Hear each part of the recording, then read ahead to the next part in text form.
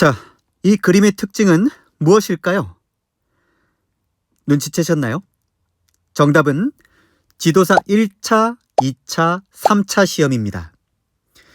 1차는 눈으로 확인하고 정답을 체크하는 시험이고, 2차는 머리에 있는 것을 손으로 쓰는 시험이고, 3차는 머리에 있는 것을 입으로 말하는 시험입니다. 그러니까 시험의 목적에 맞게 공부를 해야 한다는 거예요. 1차 공부를 주구장창 쓰고 말하고 암기하며 공부하다 보면 여러분들 빨리 지치실 겁니다. 특히 3과목 기업진단지도는 2차, 3차에는 1도 출제되지 않거든요. 물론 시간이 많은 분들은 법령의 경우는 디테일하게 학습하면 좋습니다. 하지만 여러분은 시간이 그리 많지 않잖아요. 그래서 1, 2, 3차 각 시험에 맞게 학습하면 되고, 특히 산업안전보건법령은 다른 과목과는 달리 응용력을 많이 요하진 않습니다. 법령에 규정된 내용을 누가 얼마나 더 많이 들여다보느냐에 따라 점수가 달라질 수 있어요. 하지만 이 법령의 조문을 하나하나 들여다보면 도대체 이게 무슨 말인지 감조차 잡기 어려운 규정들이 많기 때문에 이해를 하고 문제를 푸는 분과 그렇지 않은 분들의 점수 차가 확연히 드러나게 됩니다. 또 법령은 2차와 이 3차에서 출제 비중이 아주 높기 때문에 지금 제대로 이해해두지 않으면 최종 합격까지 상당한 시간이 걸릴 수 있을 겁니다. 따라서 무작정 공부하기보단 중요 문제에 집중해서 고득점을 올리기 위한 전략이 필요한데요. 저희 1차 교재는 이렇게 기출 분석을 통해 제작되었습니다. 안전보건 관리 규정, 도급인의 안전보건 조치. 이런 문제는 아주 단골 문제죠. 매년 출제되는 문제예요. 매년 출제되는 문제.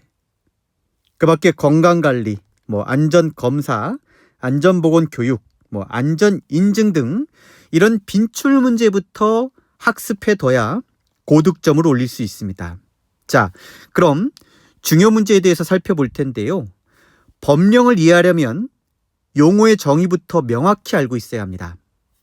법 제2조 정의입니다. 이 조문은 법에서 사용되는 주요 용어들을 정의하고 있는데요. 먼저 산업재해란 노무를 제공하는 사람이 업무에 관계되는 건설물, 설비, 원재료, 가스 증기 분진 등에 의하거나 작업 또는 그 밖의 업무로 인해 사망, 부상, 질병에 걸리는 것을 정의하고 있습니다. 여기서 노무를 제공하는 사람이라는 것은 근로자를 뜻하죠. 그럼 노무를 제공받는 사람은 사업주가 될 겁니다. 산업재해라 해서 우리가 꼭 기계 협착되거나 추락하는 사고성 재해만 산업재해가 아니라 여기 원재료, 가스 증기 분진 등에 의해 발생하는 직업병도 산업재해에 해당되고요. 과도한 업무로 인한 스트레스, 뇌출혈 등의 질병 뿐만 아니라 자살도 업무에 기인한 것이라 판단되면 업무상 질병으로 이 산업재해에 포함됩니다. 결국 이 산업재해의 핵심 키워드는 여기 업무에 관계돼서 이 키워드를 꼭 기억하세요. 업무에 관계돼서 사망, 부상, 질병에 걸리는 것을 의미하고 이 판단의 근거는 의사 등의 소견으로 판단되며 판단이 만약 확정되면 산업재해 보상보험을 받게 되는 것이죠.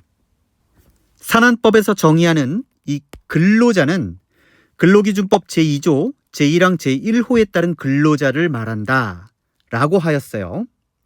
이 근로기준법에서 말하는 근로자는 직업의 종류와 관계없이 임금을 목적으로 사업이나 사업장에 근로를 제공하는 사람을 말한다.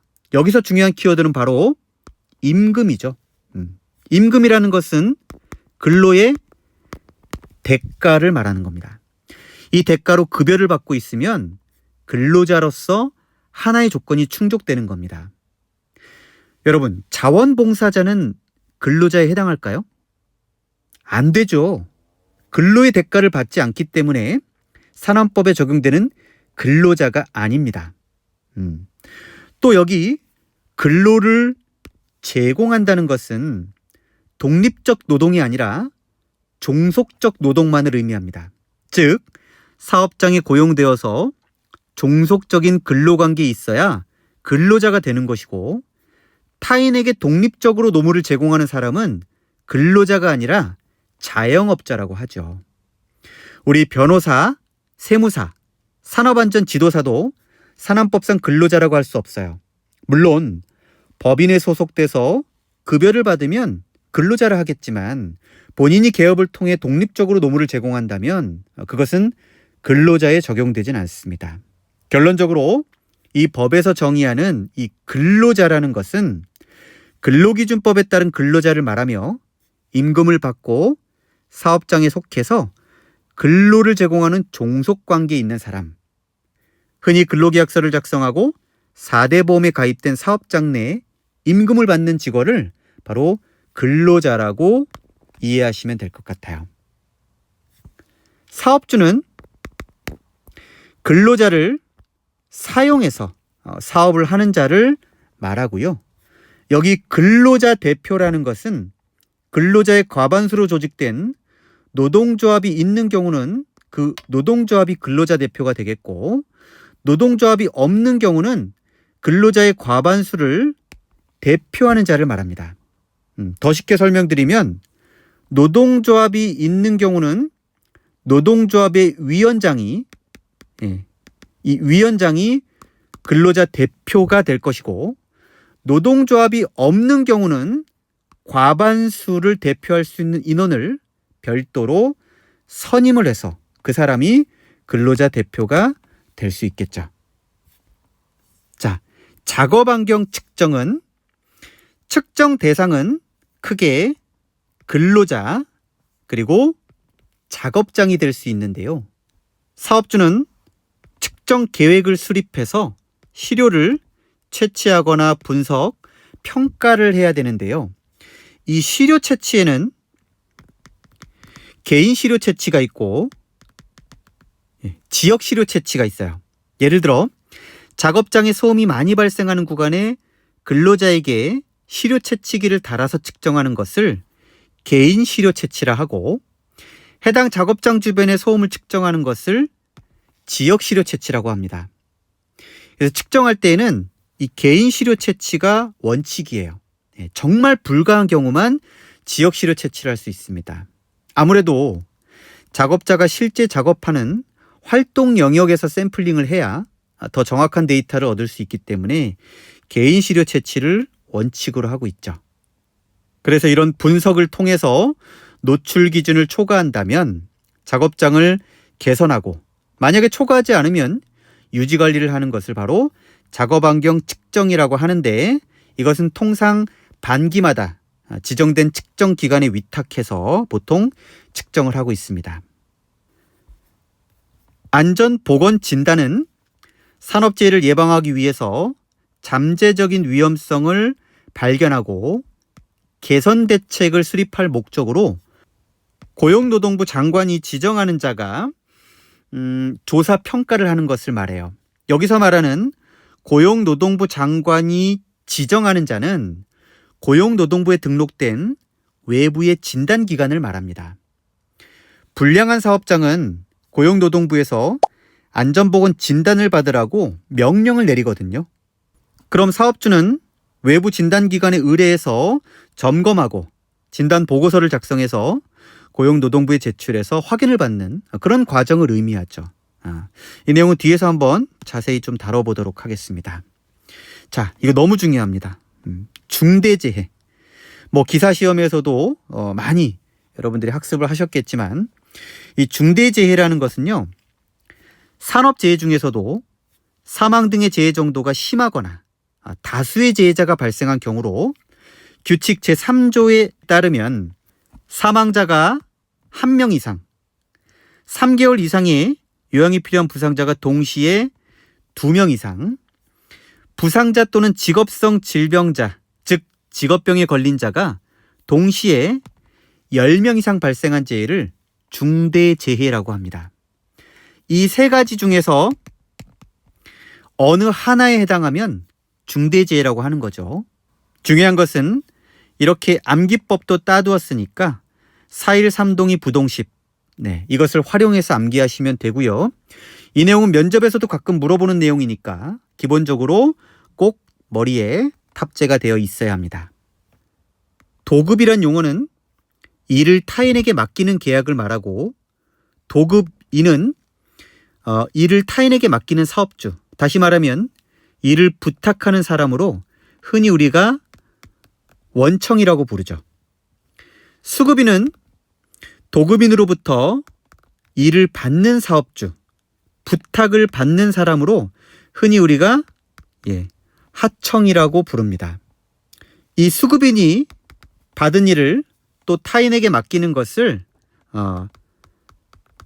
하수급인이라고 부르는데, 통상 이것을 2차 수급인, 3차, 4차, 흔히 또 1하청, 2하청, 3하청으로 불리기도 합니다. 그래서 이렇게 여러 단계에 걸쳐서 체결된 사업주를 총칭해서 우리는 관계 수급인이라고 부르기도 하죠. 그래서 도급과 수급, 이 용어들을 정확하게 의미를 이해하고 계시면 될 것 같고요. 건설공사 발주자라는 게 있습니다. 자, 여기 교환한 내용은 없지만 법에 건설공사 발주자라는 용어가 있어요. 건설공사를 도급하는 자로서 건설공사의 시공을 주도해서 총괄 관리하지 아니하는 자를 말한다. 이 말을 처음 들으면 무슨 말인지 이해가 좀 안 될 텐데요. 쉽게 얘기하면 건설공사 발주자는 건축주입니다. 그러니까 돈과 설계도를 주고 건물을 좀 지어주세요 라고 의뢰만 하는 사람이에요. 실제 시공 등에 직접 관여하지 않는 경우를 의미하죠. 그리고 이 발주자로부터 공사를 위임받아서 시공을 주도해서 총괄 관리하는 사업주를 바로 도급인이라고 합니다. 이 용어의 핵심 키워드는 시공을 주도해서 총괄 관리하지 아니하는 자는 발주자. 다시 시공을 주도해서 총괄 관리하지 아니하는 자는 발주자. 시공을 주도해서 총괄 관리하는 자는 도급인. 요렇게 구분을 하시면 돼요. 그러니까 중대재해 발생 시에 책임 소재를 판단하는 근거는 시공을 주도해서 총괄 관리하는 사람이 안전보건 책임의 의무도 있다는 거예요. 자, 실제 기출문제가 어떻게 출제됐는지 한번 보면 21년 제11회, 24년 제14회 용어에 관한 설명으로 옳지 않은 것은, 용어의 정의로 옳은 것은, 대부분 용어 문제는 옳지 않은 거, 옳은 거 이렇게 나와요. 실제 볼까요? 건설공사 발주자는 도급인에 해당한다. 옳지 않은 거니까 벌써 정답이 나왔네요. 건설공사 발주자는 아까 뭐라 그랬어요? 시공을 주도해서 총괄 관리하지 아니하는 자. 도급인은 시공을 주도해서 총괄 관리하는 자. 아까 제가 구분을 그렇게 하라 그랬죠. 결국은 각각으로 봐야 되는데 건설공사 발주자는 도급인에 해당한다. 이건 말도 안 되는 얘기죠. 굉장히 쉽게 나옵니다. 작업 환경 측정, 중대재해, 건설공사 발주자 산업재해 위험성 평가 이런 정의를 갖다 놓고 내용을 구분할 수 있으면 충분히 맞출 수 있는 문제들이니까 이런 문제 나오면 사실 보너스로 생각하고 맞춰야 되겠죠. 1과목 시험에서 가장 중요한 파트는 안전보건관리 체제입니다. 여기서 무더기로 출제됩니다. 이 안전보건관리 체제는 법 제14조에서 28조까지 다소 많은 내용을 담고 있고 실제 시험 출제 확률도 높은 부분이기 때문에 개념만 잘 잡으면 됩니다. 이 체제란 말은 다른 말로 시스템입니다. 사업장이 안전보건 조직을 이렇게 갖추고 안전보건관리 책임자 등을 지정해서 역할을 부여하고 안전보건관리 규정도 작성해서 이 산업안전보건위원회에 심의 의결을 거쳐서 안전 시스템을 구축 운영하는 것을 바로 이 안전보건관리 체제라고 이해하시면 되는데요. 보통 일정 규모 이상의 주식회사에는 이런 이사회가 존재합니다. 그래서 산안법 제14조 이사회 보고 및 승인 등의 규정에 따라서 이 사업주가 회사의 안전보건에 대한 중대계획을 수립하면 이사회에 보고를 하고 그리고 이사회로부터 승인을 받아서 업무를 이행하게 되어 있죠. 사업주 밑에는 안전보건관리 책임자가 있습니다. 보통 중소규모 사업장은 이 사업주가 직접 안전보건관리 책임자로 선임되기도 하지만 규모가 있는 사업장의 사업주는 보통은 본사에 자리하고 있거나 아니면 경영만 하는 경우가 많아서 본인이 안전보건관리 책임자를 선임하기보단 이 공장의 임원들을 지정하는 경우가 많습니다. 건설 현장은 대부분 현장 소장들이 이 안전보건관리 책임자로 지정이 되죠. 자, 여기 안전보건 총괄 책임자도 있습니다. 관리 책임자와 총괄 책임자, 둘의 차이가 뭘까요?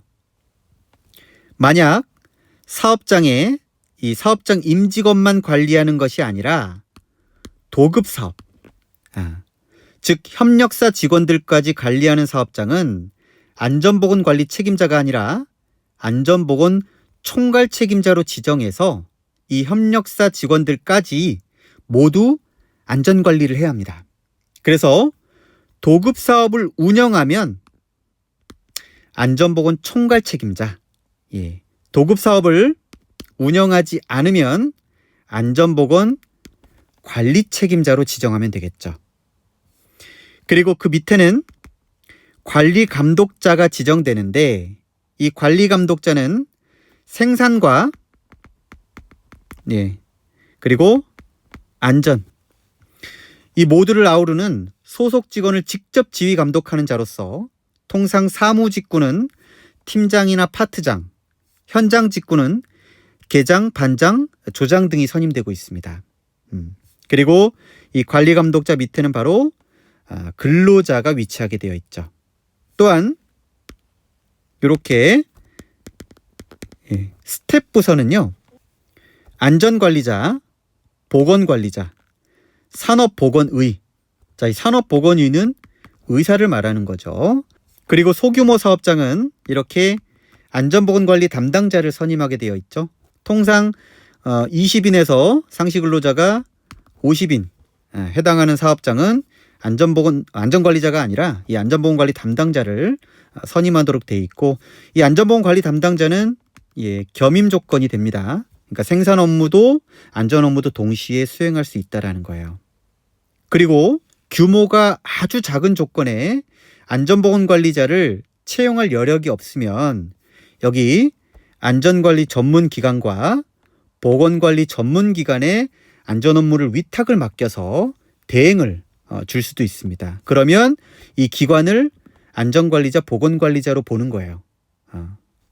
또 체제에는 당연히 안전보건관리 규정을 작성하고 이 사용자위원과 근로자위원 동수로 구성된 산업안전보건위원회를 개최해서 심의 의결을 통해 안전관리를 유지해 나가는 그런 과정을 거치는 거죠. 결국 그래서 이 사업장에서는 이런 안전보건관리 체제를 구축, 운영하도록 되어 있고요.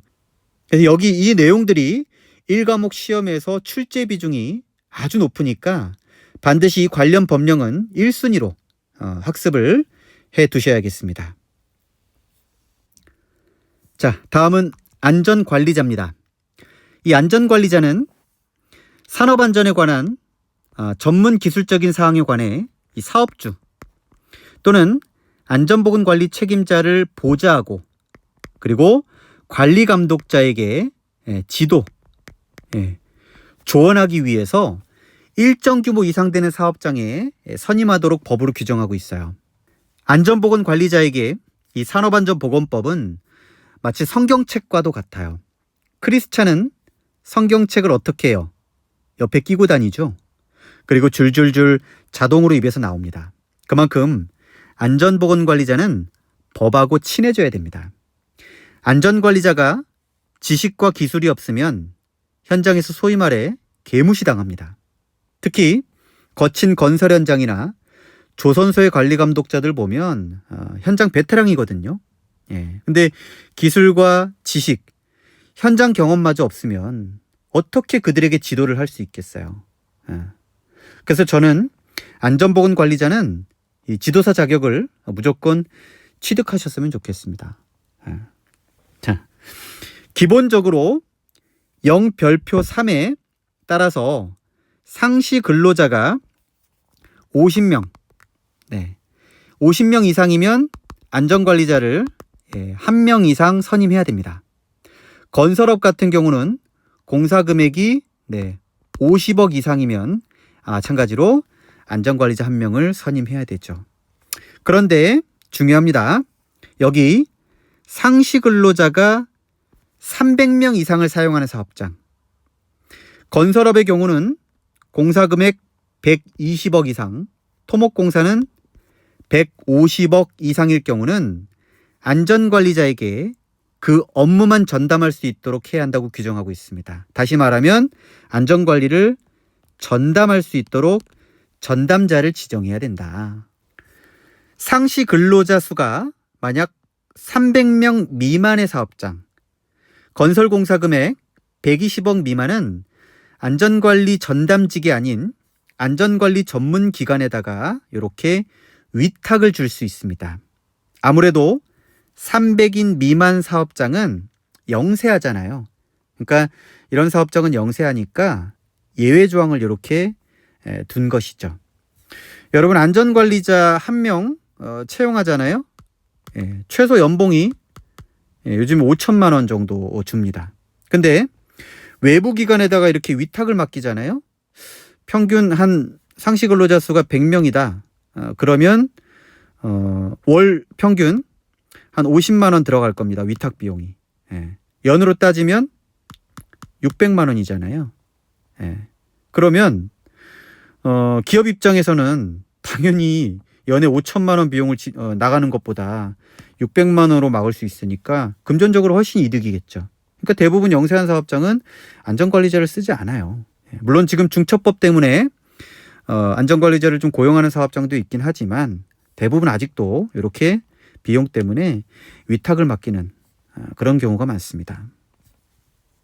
다음은 공동안전관리자. 자, 쉽게 얘기하면 안전관리자 1명이 여러 장소에서 공동으로 선임될 수 있다는 거예요. 안전관리자를 많이 채용하면 채용할수록 재해율을 낮출 수 있으니까 좋은 거죠. 하지만 기업 입장에선 안전관리자 채용 곧 비용 부담이 될 수 있기 때문에 사업주가 운영하는 복수의 사업장에 법에서 제시한 이와 같은 조건이 부합된다면 안전관리자를 각각 배치하는 게 아니라 한 명이 복수의 사업장을 관리할 수 있도록 해주는 조건을 말합니다. 자, 이 내용 아주 중요합니다. 여기 보면 사업주가 경영하는 이 둘 이상의 사업장이 같은 시 군구에 소재하는 경우, 사업장 간 경계 기준 15km 이내에 소재하는 경우, 이 둘 중에 어느 하나에 해당하는 경우 그 둘 이상의 사업장에 한 명의 안전관리자를 공동으로 둘 수 있다는 거예요. 단 이들 사업장의 상시 근로자 수의 합계가 300명 이내여야 하며 건설업의 경우는 공사금액 120억 이내, 토목공사업은 150억 이내의 조건에만 해당됩니다. 자, 그럼 이 조건을 예를 들어서 한번 설명해 볼까요? 자, 경기도에 파주시가 있고요. 경기도 고양시가 있습니다. 이 두 지역은 경계가 그리 멀지 않거든요. 파주시에 A 사업장이 있고 B 사업장이 있어요. 이거 공동 선임 가능한가요? 네, 가능하죠. 같은 시 군구 소재는 가능하다고 했잖아요. 그러니까 파주시 지역 내에 A 사업장, B 사업장이 있다면 이 조건은 한 명의 안전관리자가 공동으로 관리할 수 있다는 거예요. 자, 다시. 그럼 파주시에 A 사업장이 있고 고양시에 B 사업장이 있는데 이 두 지역 간의 거리가 한 18km 정도 됩니다. 이거 공동선임 가능한가요? 네. 불가능하죠? 이 두 장소가 시가 이렇게 달라도 경계거리가 15km 이내면 공동선임이 될 수 있거든요. 여기 15km 이내. 예. 근데 지금 18km잖아요. 그러면 이 조건은 불가능한 조건이 됩니다. 자, 하나 더 해볼게요. 파주시에 A 사업장이 있고 고양시에 B 사업장이 있어요. 두 사업장의 거리는 12km입니다. 그리고 A 사업장의 상시 근로자 수는 200명, B 사업장의 상시 근로자 수는 150명이 있습니다. 자, 이 조건은 공동선임 가능한가요? 불가능하죠? 예, 두 사업장이 시가 달라도 15km 이내의 조건이니까 이것은 가능할 텐데 여기 A 사업장 상시 근로자 수는 200명, B 사업장은 150명, 합이 몇 명? 350명이잖아요. 법에서는 합계가 300명 이내의 조건이어야 되기 때문에 이 조건은 결국 이것도 불가능한 거죠. 결국 여러분들이 기억하셔야 될 거는 총 3가지의 조건만 기억하면 되는데요. 같은 시 군구 소재에 있느냐, 사업장 간 경기 기준이 15km 이내 소재했느냐, 또는 이들 사업장의 상시 근로자 수 합계가 300명 이내의 조건이냐. 이 3가지의 조건만 기억을 해 두시면 문제 풀기는 그렇게 어렵진 않을 거예요. 다음 내용은 규칙 제12조에 따른 안전관리자의 증원, 교체 임명 명령입니다. 이 내용도 반드시 기억을 좀 해주셔야 되고요. 지방고용노동관서의 장이 어떤 역할을 하는지, 또 노동부 기관의 책임은 어찌 되는지도 알면은 좀 좋을 텐데 지금 특강이다 보니까 시간의 제약이 있어서 제가 안전관리자는 여기까지 설명을 드리고요. 이 안전관리자의 문제도 출제되는 유형을 보면 안전관리자, 보건관리자 등에 관한 설명으로 옳지 않은 것, 안전관리자 및 보건관리자 이렇게 함께 물어보는 경우가 있습니다. 그리고 안전관리자만 물어보는 이런 경우도 있고요. 안전보건관리 체제에 관한 설명으로 이렇게 안전관리자를 집어넣어서 물어보는 전반적인 내용을 묻는 문제가 나오기도 하고, 또 안전관리자가 수행해야 될 업무 내용을 이렇게 출제하는 경우도 있습니다. 이런 문제들도 결국 안전관리자, 보건관리자 법령의 조문만 잘 이해하고 있다면 쉽게 풀어볼 수 있는 문제고요. 자, 다음은 법 제25조에서 28조는 안전보건관리 규정입니다. 자, 이 안전보건관리 규정은 별표 5개짜리입니다. 얘는요, 지도사 1차 시험에 매년 나옵니다. 한 해도 빠지지 않았어요. 이 조문은 내용도 그리 많지 않거든요. 보너스 문제니까 반드시 맞춰야 되는 문제입니다. 자, 이 안전보건관리 규정은 사업장 안전관리를 위한 초석입니다. 예를 들면 우리가 집을 짓기 위해서 도면을 설계하고 실력 있는 작업자를 모으고 예산을 확보해서 절차대로 집을 짓잖아요.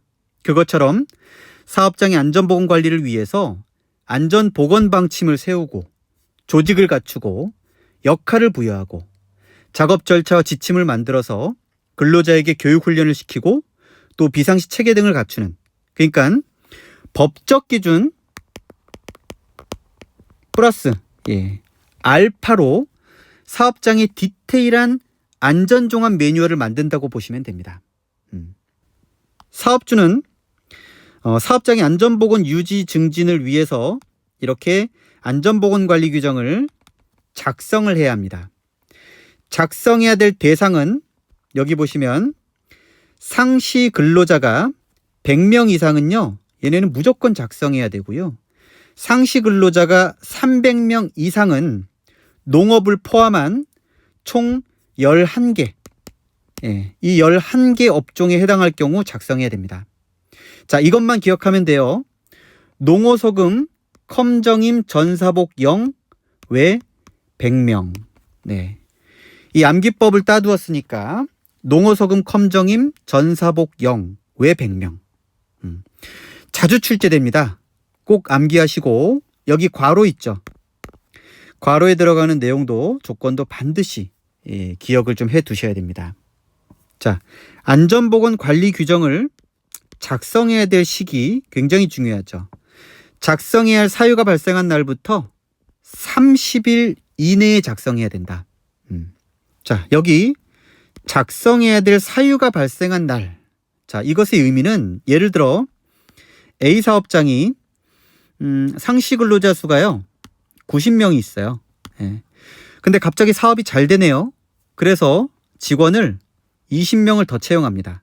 그러면 상시 근로자 수가 110명이 되었으니까 이 사유가 발생을 한 날부터 30일 이내에 작성을 해야 된다는 의미고요. 만약에 이 관리 규정을 변경한 사유가 발생한 날도 동일하게 변경했을 때에도 30일 이내 작성을 똑같이 적용을 해주면 됩니다. 이거 잘 나옵니다. 작성한 날부터가 30일 이내인데 변경한 날이 뭐 다르게 나온다든지 그렇게 되거든요. 그래서 이 내용은 동일하니까 이것을 꼭 기억해 주시면 될 것 같고, 작성 내용은요. 안전보건관리 규정을 작성해야 될 내용은 여기 이것만 기억하시면 돼요. 5가지. 조교, 안보, 사대.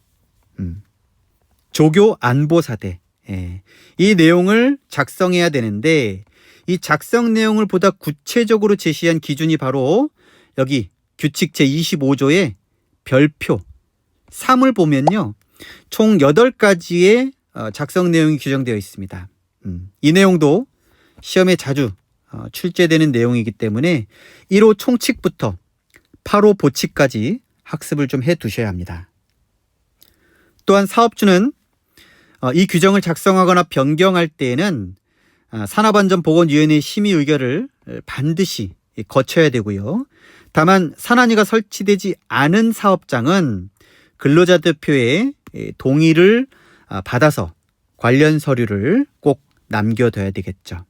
그러니까 실제 이 규정만 작성해서 끝나는 게 아니라 이 규정을 산업안전보건위원회에다가 심의 의결을 꼭 거쳐서 그 내용을 의논하고 기록 보존을 반드시 해 두어야 한다는 거고, 그리고 안전보건관리 규정을 작성할 때는 통합해서 작성할 수 있습니다. 다시 말하면 소방, 가스, 전기, 이 교통 분야 등의 다른 법령에서 정하는 안전관리 규정과 통합해서 작성할 수 없다가 아니라 있다. 그래서 타 규정과 통합 작성이 가능하다는 것도 반드시 기억을 해 두셔야 되는 내용이고, 그래서 안전보건관리 규정이 완성이 되면 이렇게 사업장에 게시를 하고, 그리고 근로자는 이를 적극 준수를 해야 되겠죠. 여기 조항도 꼭 기억해 두셔야 되는데, 안전보건관리 규정은 단체협약, 취업규칙에 반한다가 아니라 반할 수 없다로 기억하시고요. 그리고 이 법에서 규정한 것을 제외하고는 규정에 반하지 않는 범위에서 근로기준법상의 취업규칙 규정을 준용한다. 그래서 다른 법률의 준용 조건도 이렇게 규정하고 있습니다. 자, 이 안전보건관리 규정은요, 크게 3가지 유형으로 출제가 되는데, 첫 번째는 상시 근로자 수에 따라서 이 업종을 묻는 거. 상시 근로자 수에 따른 업종을 묻거나, 또는 안전보건관리 규정에 작성해야 될 내용, 요 5가지 하고, 그 다음 규칙 별표 3에 관련된 내용, 그 다음 마지막 여기 작성 시기, 통합 작성, 산안위 심의 의결, 그 다음 단체협약, 취업규칙에 반할 수 없다. 요 전반적인 내용을 묻는 문제가 출제가 돼요. 그래서 총 요거 하나, 그 다음 2개, 전반적인 내용 3개. 요렇게 출제되니까요. 사실 요 한 챕터만, 요 한 장 정도만 기억을 잘 해두시면 안전보건관리 규정은 나오면 무조건 맞출 수 있다는 거야. 실제 출제된 문제 유형을 보면 기출에서 24년 출제된 문제는 상시 근로자 수가 200명인 경우에 안전보건관리 규정을 작성해야 하는 사업의 종류, 즉 업종을 물어봤던 이 내용이 출제가 되었고요. 그리고 안전보건관리 규정의 작성 내용 중에 작업장 안전관리에 관한 세부 내용을 이렇게 물었던 적도 있습니다. 또 22년도에는 안전보건관리 규정에 관한 설명으로 옳은 것은, 그 다음 20년도에는 안전보건관리 규정의 설명에 관한 옳은 것은 아까 얘기했던 전반적인 뭐 통합해서 다른 법령과 작성할 수 있느냐, 또 작성 취업규칙에 반할 수 없느냐, 또 작성 사유가 발생한 날부터 30일 이내에 작성해야 된다. 아까 다 여러분들이 눈에 익었던 내용들이죠. 그래서 전반적인 내용을 묻는 문제가 가장 많이 출제되는데 이와 같은 형태로 문제가 출제되고 있습니다. 자, 어떠세요? 제한된 시간이라 제가 몇 가지 규정만 설명드렸는데 이 빽빽한 법령을 무지성으로 암기하고 읽어나가기보단 법의 목적과 규정을 이해하고 학습한다면 여러분 기억 속에 오래 각인될 것이고요. 실제 시험장에서 빠르게 정답을 찾아 나가게 될 겁니다. 다시 한번 말씀드리지만 법령은 1차뿐만 아니라 2차, 3차에서도 계속 출제되기 때문에 성경책을 읽는 크리스찬처럼 이 산업안전보건법과 매우 친해져야 된다. 이제 지도사도 14개년치의 데이터가 쌓였기 때문에 기존 기출문제 틀에서 크게 벗어나진 않을 거예요. 따라서 중요 문제부터 학습을 하시고 자주 출제되는 빈출 문제에 힘을 줘서 학습한다면 충분히 고득점을 맞을 수 있을 겁니다. 시험은 기세입니다. 할 수 있을까가 아니라 할 수 있다는 자신감으로 임한다면 합격이란 선물이 여러분을 기다리고 있을 거예요.